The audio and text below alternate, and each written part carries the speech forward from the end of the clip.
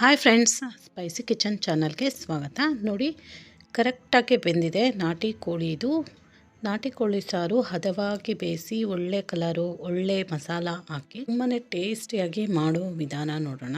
ನೋಡಿ, ತಿಕ್ನೆಸ್ ಕರೆಕ್ಟಾಗಿದೆ. ಇದಕ್ಕೆ ಯಾವುದು ಹುರ್ಗಡ್ಲೆ, ಗಸಗಸೆ ಏನು ಬಳಸ್ತೇನೆ. ಇದನ್ನು ತಿಕ್ಕಾಗಿ ಟೇಸ್ಟಿಯಾಗಿ ಮಾಡೋ ವಿಧಾನ ನೋಡೋಣ.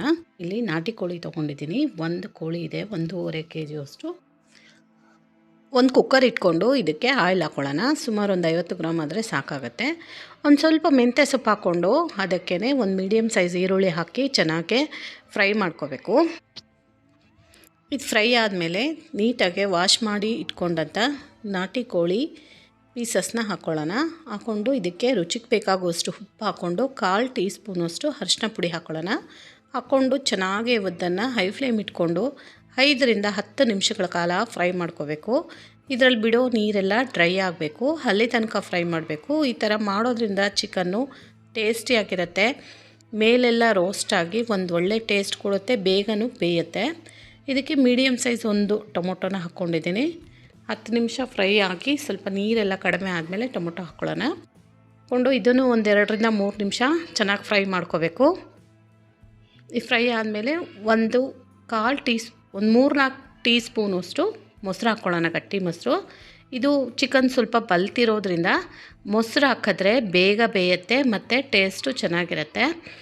ಇದಕ್ಕೇ 1.5 ಸ್ಪೂನಷ್ಟು ಖಾರದ ಪುಡಿ ಹಾಕ್ತಾಯಿದ್ದೀನಿ ನಾನಿಲ್ಲಿ. ನಿಮ್ಮ ಖಾರ ನೋಡಿ ಖಾರಕ್ಕೆ ತಕ್ಕನಾಗೆ ಹಾಕ್ಕೊಳ್ಳಿ.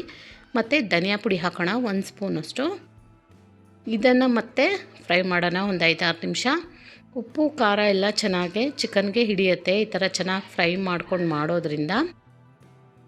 ಇದು ಫ್ರೈ ಆದಮೇಲೆ ಇದನ್ನು ಮುಚ್ಚಿ ಒಂದು 10 ನಿಮಿಷಗಳ ಕಾಲ ಬೇಯಿಸ್ಕೊಳ್ಳೋಣ ಸಿಮ್ಮಲ್ಲಿ ಇಟ್ಕೊಂಡು. ಅಷ್ಟರಲ್ಲಿ ಒಂದು ಮಸಾಲ ಮಾಡ್ಕೊಳ್ಳೋಣ. ಇಲ್ಲಿ ಒಣ ಕೊಬ್ಬರಿ ತೊಗೊಂಡಿದ್ದೀನಿ, 1 ಒಳ ಹಿಡಿಯೋಷ್ಟು, 2 ಇಂಚು ಚಕ್ಕೆ, 5 ರಿಂದ 6 ಲವಂಗ, ಅರ್ಧ ಸ್ಪೂನ್ ಮೆಣಸು, 1 ಈರುಳ್ಳಿ, 1 ಟೊಮೊಟೊ ತೊಗೊಂಡಿದ್ದೀನಿ. ಇದಿಷ್ಟನ್ನು ಮಿಕ್ಸರ್ ಜಾರಿಗೆ ಹಾಕ್ಕೊಳ್ಳೋಣ. ಟೊಮೊಟೊ ಈರುಳ್ಳಿ ಹಾಕೋದ್ರಿಂದ ಒಳ್ಳೆ ಟೇಸ್ಟ್ ಬರುತ್ತೆ.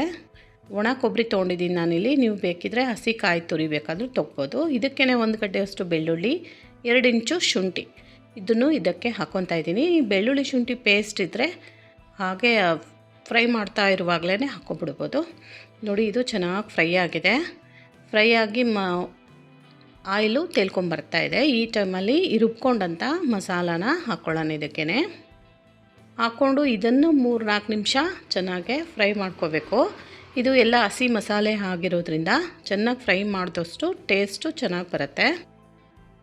ನೋಡಿ, ಈ ಥರ ಹೈ ಫ್ಲೇಮಲ್ಲೇ ಫ್ರೈ ಮಾಡಬೇಕು. ಫ್ರೈ ಮಾಡಾದಮೇಲೆ ಇದಕ್ಕೆ 3/4 ಲೀಟ್ರಷ್ಟು ನೀರು ಹಾಕ್ಕೋತಾ ಇದ್ದೀನಿ. ನಿಮ್ಮ ಹದಕ್ಕೆ ನೋಡಿ ಹಾಕ್ಕೊಳ್ಳಿ. ಇಲ್ಲಿ ಚಿಕನ್ ಮುಳುಗೋಷ್ಟು ಹಾಕ್ಕೊಂಡ್ರೆ ಚೆನ್ನಾಗೇ ಬೇಯುತ್ತೆ. ಚಿಕನ್ನು ಕರೆಕ್ಟಾಗಿ ಮೆಜರ್ಮೆಂಟು ಆಗುತ್ತೆ. ಮುಚ್ಚಿ 5 ರಿಂದ 6 ವಿಸಿಲ್ ತಕ್ಕೊಂಡಿದ್ದೀನಿ ನಾನು ಇದನ್ನು. ಇದು ತಣ್ಣಗಾದಮೇಲೆ ನೋಡೋಣ ಬೆಂದಿದೆ ಚಿಕನ್ನು ಸಾರು. ನೋಡಿ, ಆಯಿಲ್ ತೇಲ್ಕೊಂಬಂದಿದೆ.